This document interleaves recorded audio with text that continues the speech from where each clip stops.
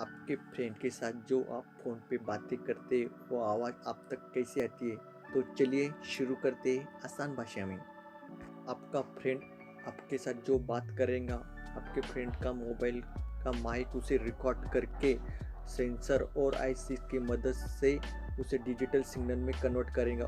सीधे वो सिग्नल आपके फ्रेंड के मोबाइल के एंटीना पे जाएंगे। वो एंटीना उसे विद्युत चुंबकीय लहरों में कन्वर्ट करेगा और विद्युत चुंबक लहरों को आपके पास जो नज़दीक टावर रहेगा उस पर भेजेगा और वो टावर आपके फ़ोन के एंटीना को भेजेगा और एंटीना उसे फ़िल्टर करके आपके स्पीकर के ज़रिए वो आपको आवाज़ सुनाई देंगी।